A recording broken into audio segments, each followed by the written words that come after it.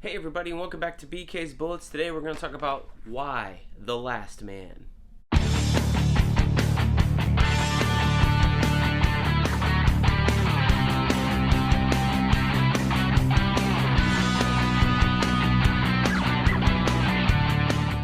Hey everybody, and welcome back to BK's Bullets. As always, I am your host, Brent, and today we're going to talk about why The Last Man, Volume 1. This is Unmanned. Now, these are the old trades. I've had these for years and years and years. So if you're unfamiliar with this is the first story arc in, I think it's also collected as Book 1. It's like a deluxe edition hardcover. They've got trade paperbacks. Or this is, if you're reading the compendium, which contains the first half of the series, this is the first story arc in there. But before we talk about why The Last Man, please let me ask you to please subscribe. Helps me out, helps the channel grow, lets you know when I drop new videos, all the good stuff. So, why The Last Man?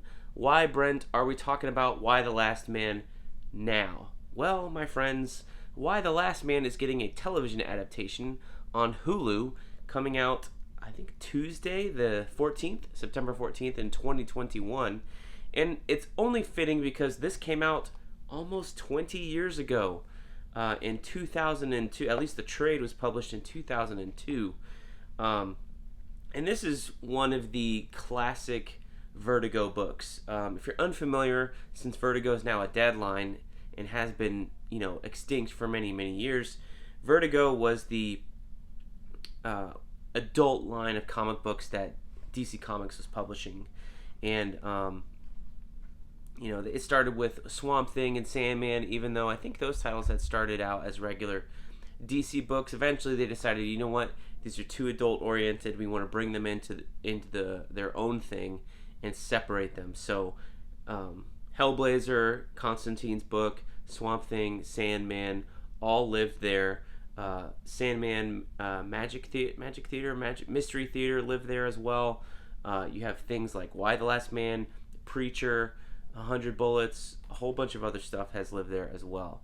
So for a while it was like the premier line of comics in terms of, creator run, creator owned, even though I think DC owns the rights to most of these things if it's not like a 50-50 split. I can't remember what the exact deal was, but it, an editor left and it got changed and it wasn't as popular anymore, and there was no really, I can't really remember the last popular Vertigo book out of that. But for a while it was doing really, really well. Things like Lucifer, the Netflix shows based on a Vertigo comic book. So for a while it was really, really popular, and then I think it just kind of dwindled. I think once they did a big restructuring of their editorial staff and team, and Karen Berger was the executive editor here at the time, and I think she was running Vertigo for a long, long time, and then she departed, and I think that's kind of when everything fell apart. But for a while, they were like the Image Comics of the time. Image was still publishing stuff, but it wasn't really, the indie powerhouse it is now. Walking Dead was still getting going. Kirkman was doing stuff with Marvel. Invincible was over there, but you still had a couple of things that weren't really hot off the presses. But I remember there were many, many Vertigo sampler books, trades that just had the first issue of a story. I had two trades for a while. I got rid of them a while ago. Transmetropolitan came out of Vertigo, so a whole bunch of stuff came out of there, and it is, still being mined for content for this day, as we're going to find out in the Why the Last Man TV series that premieres on Hulu next Tuesday. So I'm excited about that, and in my excitement I decided to reread Why the Last Man Volume 1. And I was kind of debating, should I reread the whole series? I don't really want to be comparing it to other things, but I also wanted just a bit of refresher on who the characters were, what the main plot was. And I know the main plot. I've read this, I think, twice all the way through the entire series. This series was so good, I gave it to my girlfriend, fiance, wife to read at the time. Many, many years ago, like 10 years ago when we got married. When this ended is kind of when I jumped on. I think we jumped on with Volume 1. I read it. I was like, this is really good. You should read it. And then we both read all the way through, and we got Volume 10 when it came out, and I read it first and then gave it to her and she read it. So this is, I think, the only comic book series that my wife has read all the way through. She started to read Fables, and I think she got 5 volumes through. I got more into Fables than she did after we read Why, but I never even finished Fables. I do have the full set now, so I will do that next probably. But man, this is just so easy to read. It's so easy to see why this is such a classic. It's written by Brian K. Vaughan, art by Pia Guerra, and inks by Jose Marzan Jr. So when you talk about Vertigo books, typically they have a lasting art team, or at least the very best ones do. Transmetropolitan has the same art team all the way through. Preacher has the same art team all the way through. It's the same thing with Why the Last Man. Brian K. Vaughan and Pia Guerra are doing phenomenal work here, or have done phenomenal work. It's been over for a long, long time. But they are just consistent across the board all the way through. Pia Guerra, she did almost every issue. I know there are a few fill-ins here and there, but even the fill-ins, when they picked the artist, they picked them to match her style of this very classic, simplistic, easy to read comic book style. This is one of the few splash pages in this whole story. But it is not your David Finch. It's not your Jim Lee.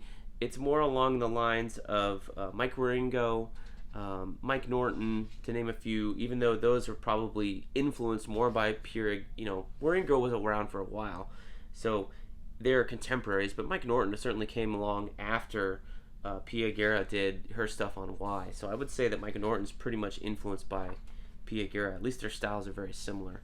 But it's very easy to read, very easy to follow along. It's not going to rub you the wrong way in terms of being too detailed or too stylized. It's not like Paul Pope's art, who's very high energy, or the artist on Luther Strode, who's very wacky and wild and doing crazy things. This is just, I guess it's kind of like art just to get by, but at the same time, it's so classic, you're not really bothered by its simplicity. And I think that's a good thing in comic book storytelling. If you can just read a story and get engrossed in the story where the art's not pulling you in or distracting you, I think that's okay. I think that's totally serviceable and totally fine. And the fun thing about this is, since Pia does almost the entire series all by herself, with Jose Marzan Jr. doing the inks, I think on most of the issues as well. Even the fill-ins, I want to say he does the inks there as well. It just brings a style of consistency across the board that makes this series a whole lot of fun and very easy to read. Also of note, the covers for Why the Last Man are wonderful. They're done by J.G. Jones, who did Wanted. He did some of Final Crisis. He's been battling, I think, a form of cancer for a couple of years now, but I'm following him on Instagram. He's doing some art now, so that's exciting stuff. But J.G. Jones did all the covers for 52 as well, that series.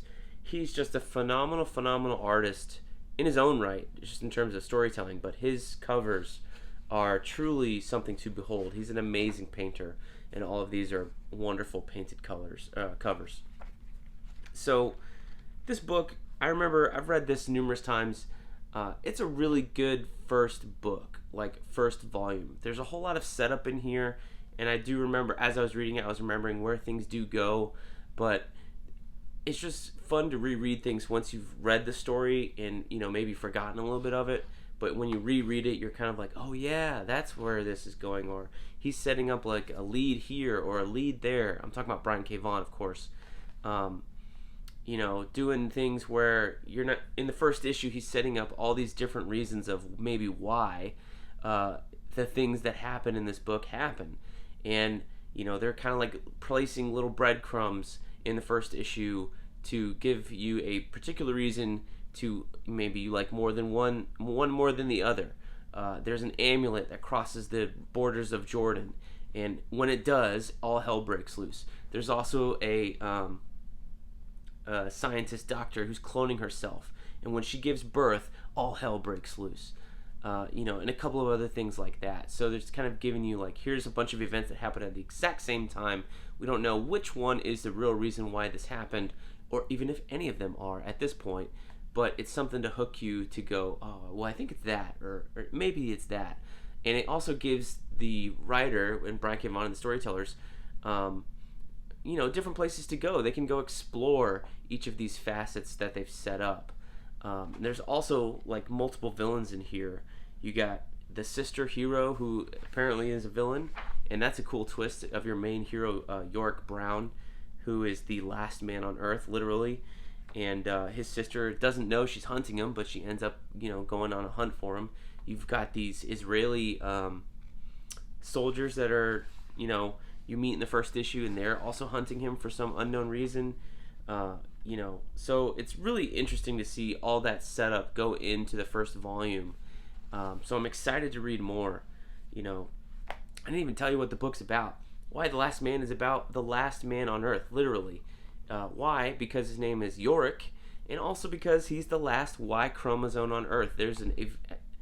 Basically the end of the first issue is the cataclysmic event where every male on Earth dies. And I'm just not talking about human beings. I'm also talking about monkeys, birds, cows, cats, dogs, insects.